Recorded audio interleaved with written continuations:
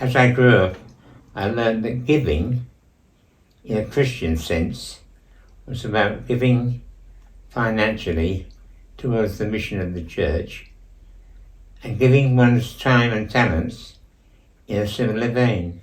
I also learned that one gave of one's time and talents to further the work of the church and its mission to a wider community. This we would call service. At an appropriate time, I first took on the role of church warden. When my family moved into Charlton, we began worshipping at St. Luke's Church, and it was not too long before I was asked to take on the role of the church warden again. When Tony Crow was about to leave the parish, he asked me to come with him one Sunday morning to give communion to Doris Shelley.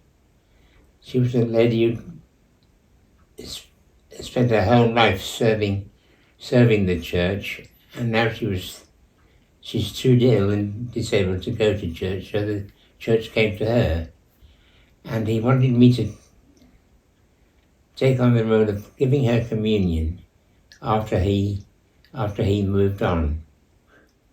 While I was doing that, and subsequently taking communion to one or two other people who were housebound, that I felt the need that I could do the job better if I had some sort of training. And that's when I asked the church to sponsor me for being a pastoral auxiliary. I continued to take communion to people who were housebound, but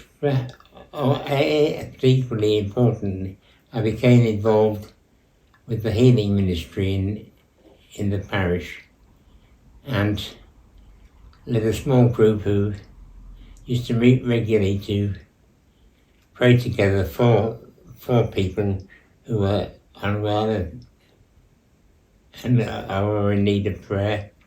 And we gave the laying on of hands once a month in a service, and sort of refreshed themselves, as it were, in whatever they were doing.